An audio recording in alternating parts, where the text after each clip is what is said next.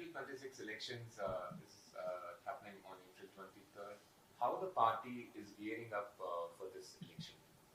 No, party has started its work quite a few months ago, actually.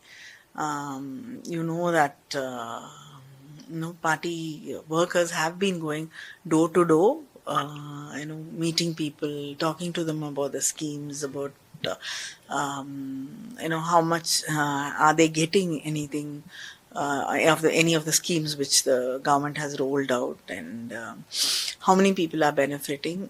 We've reached out to every doorstep, and then the women's wing has reached out. And SIR exercise, DMK had trained its party cadres to ensure that our votes are not deleted. So that way, I think party has been on the ground working for quite a long time. I mean, we've always been connected to the ground, and a lot intensive work has been going on for quite a few months. So I think we are all set for the elections. The DMK's manifesto promises, I have heard several things for the people. One particular thing that stood out was this 8,000 coupon thing. What is the rationale behind that particular scheme? Like, why it is?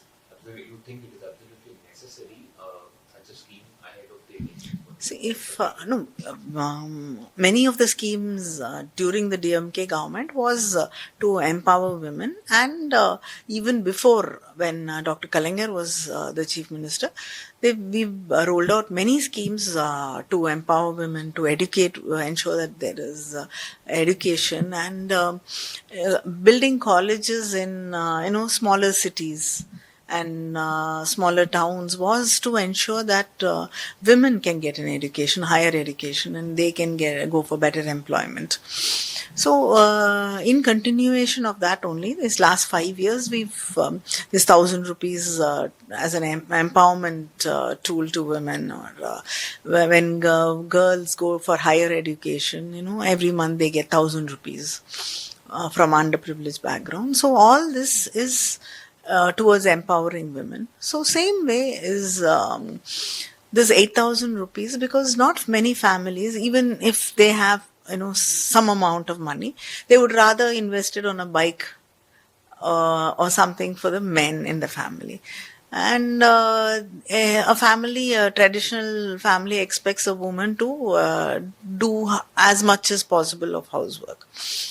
But if we can help them to choose what they want to buy, maybe a fridge or a washing machine or something else, which some gadget and household appliance, which will reduce the number of hours which they have to invest into domestic work, it will definitely relieve them of that time which they are investing and spending in doing that work, and they can do something which they would want to know. They could go and do a course in that time, or they can invest their time to make something and then sell it, or try something different, more productive, which will enrich their life and empower them. So I think that is, and we're not forcing them to, we're not saying that we will give you this. I'm saying we're giving you a choice. Whatever you think will help you the best, you choose. The NDA alliance particularly, they have been levying several criticism against the Stalin and DMK government. One particular thing that even the Prime Minister or the Union Ministers, even Piyush Goyal, that has come for the campaign, they have been pointing out at two things. One is that they have been saying DMK is a dynasty party. And the second thing they come up with is the DMK leaders have committed so many corruption. How do you respond to these allegations? See, I don't think Mr. Piyush Goyal can call anybody a dynast, because he himself is one. He comes from a political family, and I think many of the BJP leaders are, from political families. So maybe the Prime Minister is not, but many of them are from political families, and I don't think they should talk about that. And when you talk about dynasty, we are elected representatives. So it is not that people's will is not respected. So people have elected these representatives, people have chosen them, and That is how people are in politics, and I think they have some of the most corrupt politicians in their party, and with them, BJP is a huge washing machine, like everybody knows. You will have corruption charges against you, and some of the worst kinds. The minute you ally with them, or you become a BJP card holding member, then everything is forgotten. They just throw you into that huge washing machine and you come out clean. So I don't think BJP has the right. As long as you're in the opposition, according to the BJP, everybody is corrupt, and they use, as we know, that CBI, ED, and income tax, ICE, to target the opposition parties and call them corrupt. And when the same opposition parties are with them, or people from the opposition are willing to join their party, then they become clean. Another accusation that they have been claiming for a long time over this campaign was that they see that the DMK is an anti-Hindu party. That's the narrative that the leaders have been saying for a very long time. And we see in the manifesto also DMK listing out like how many temples the consecration has been made and what is the future roadmap as well. What was your response to those criticisms? See, in most of the schemes which have been rolled out by the DMK, goes to the majority. If you're talking about this Magalir Uri mein to hai, or 1,000 rupees to students who are going to do their higher education, or the Nan Mudalvan scheme, which is upskilling the students and to help them and support them find employment, and the breakfast scheme. I mean, who are the beneficiaries? It is the majority people who are Hindus in this country and in this state who are getting the maximum benefits. So, how can any elected government be against the majority community? And we believe in a secular state. We believe in an inclusive governance. We believe in an inclusive state and governance. And we also think that the minority rights have to be protected.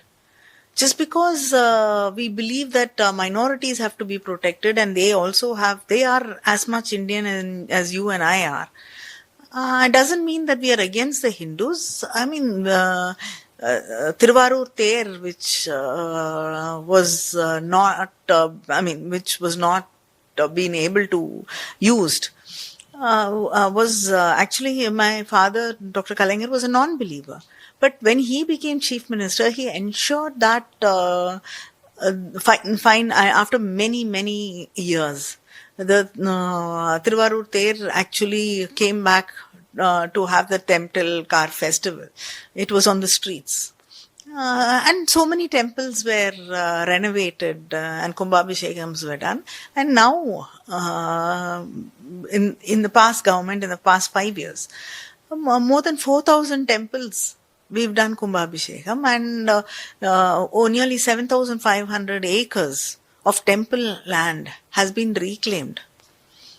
It's no point calling yourselves the protectors of Hinduism and the Hindus. You should show it in action.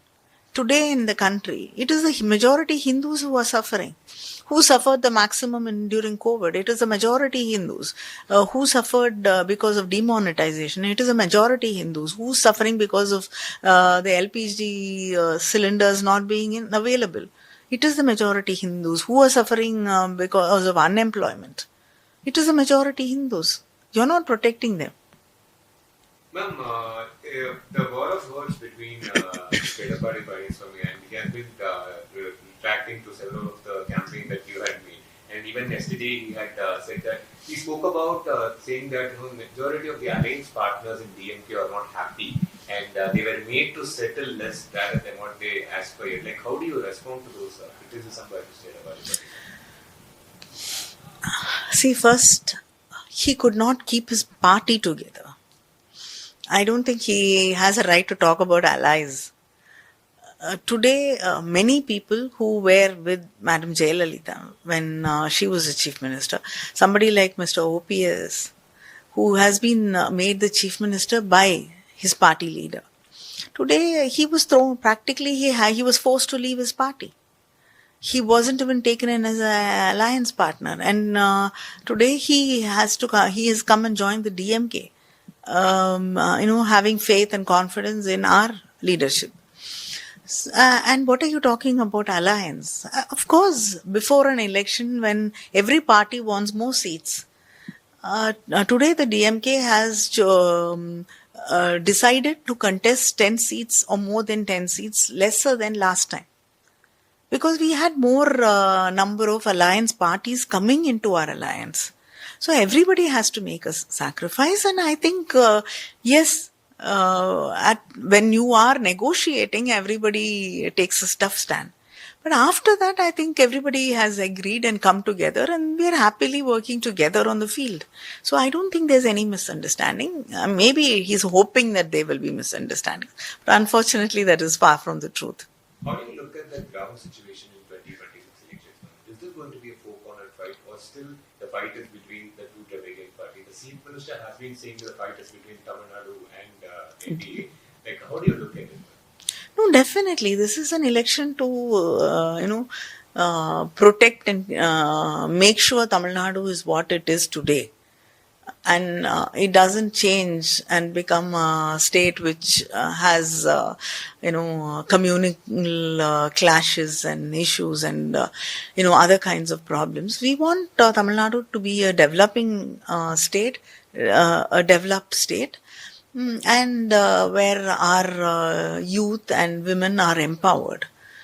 And there is a bright future for them. So that is what we have to work towards, not anything else. And this is the only way to protect our state. Because we see that the BJP government is not prepared to even give us our finances, which is due to the state. Just because the Tamil Nadu government does not accept the 3-language policy, they've held back funds which have to come to the students of the state. So we have to protect this state, and people are very clear about that, and they understand. And you're saying that this is going to be a battle between India, and you're ruling out the other players, which includes... See, I'm not saying that...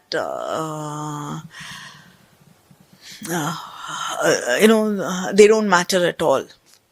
But we don't know. I can only say with the authority after the elections. But from what I see in the field and what reports we get, definitely it is a winning election for DMK. The Kalenjar's scheme, one among the very successful, was providing televisions for the households. And we can see, even in today's campaign, you spoke about how those televisions still run till now. So, no, I didn't say that. People were telling me. People were telling me. Yeah, so these there is also criticism against this being put forward, saying that this freebies culture needs to be restored. The state needs to move towards the more developing state. Provide access to the people that will help them progress, rather than providing freebies to them. It's what some of the even opposition leaders have also said that. How do you look at it? See, what you call as freebies can also be social investments.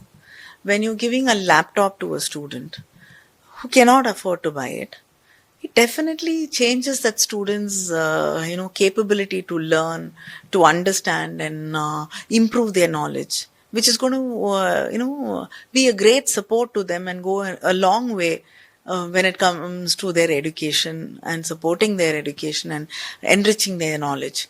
That is a great social investment. So you cannot say just call it a welfare. You just can't call it a poll promise or something which we are announcing for elections. Same thing when you say that we will help you, support you, get a gadget. To reduce the number of hours you are investing into domestic work.